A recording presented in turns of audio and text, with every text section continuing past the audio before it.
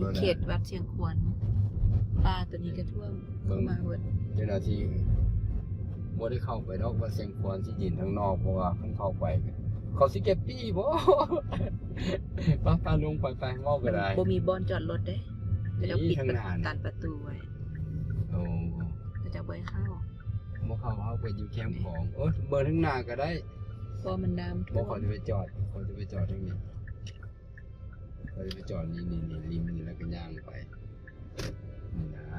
จอดอยู่นี่ เด็กน้อยอาบน้ อาบน้ำขี้ตกอันนี้เขตสวนวัดเชียงควร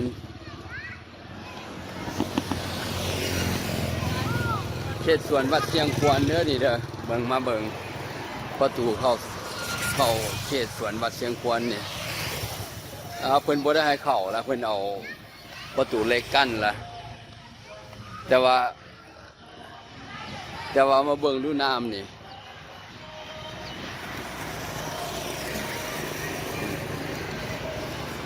ประตูแง่ๆจังซี่เขาก็เข้าได้อยู่ว้าวที่โชว์ผลน้ำเข้าแล้วเสียงควร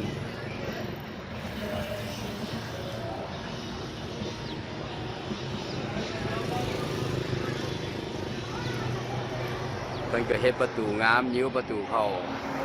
สวนวัดเชียงควรนี่แต่ว่าน้ำนี่ติน้ำนี่เข้าเรียบร้อยแล้วคนเด็กน้อยเขาก็สนุกสนานกันเข้าไปบ่ได้แล้วเพิ่นปิดแล้วเข้าไปบ่ได้แล้วเพิ่นปิดแล้วเราจะเห็นได้ทั้งหน้านี่แหละคันน้ำขึ้นซ้ำนี้แล้วทางในนี่สิปานใดก็ท่อๆกันแล้วเนาะก็ท่อๆกันแล้วน้ำเข้าแล้วท่านสิเว้าก็เพียงเอิกพุ่นนะฮะเพราะว่าเข้าไปทางในให้ก็ยังสิลุกเข้าไปเองมีบันไดอยู่หั่นบันไดยาวลงไปคันสิเว้าแล้วก็เพียงเอิกเพียงคอพุ่นละหั่นสูงเติบละขึ้นมาสูงเติบละได้ขี่รถต่อไปเบิ่งบอลหลายๆจุดหลายๆบอลเมื่อวานนี้ก็พาให้ไปเบิ่งหลายๆจุดหลายๆบอลแล้วเมื่อนี้ก็สิพามาเบิ่งหลายๆจุดหลายๆบอลอีก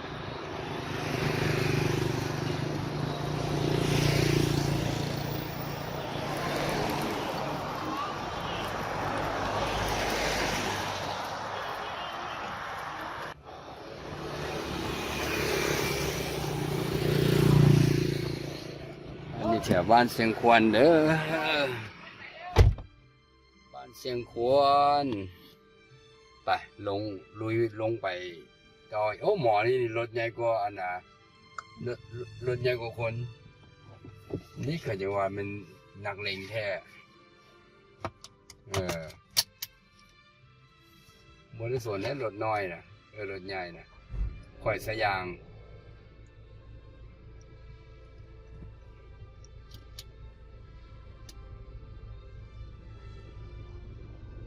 เราสิเอารถเราอยู่บ่เบิ่งเอาสิแลมมาต่ำข่อยเลย เอา อยู่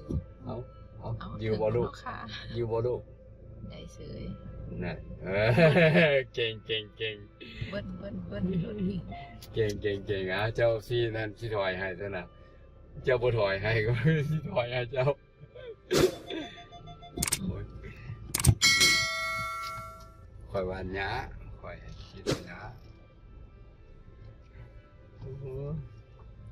เห็นรถเขากำลังสิออกเราก็ยังสิมาดึดต่ำเขาอยู่รถเราใหญ่ว่าแล้วก็ได้รถเขาใหญ่ก็สิไปโทษเราบ่ได้เราสิเอารถก็ยังบ่ไหวเราตัวน้อยลองไปยิงน้อยนึงแล้ว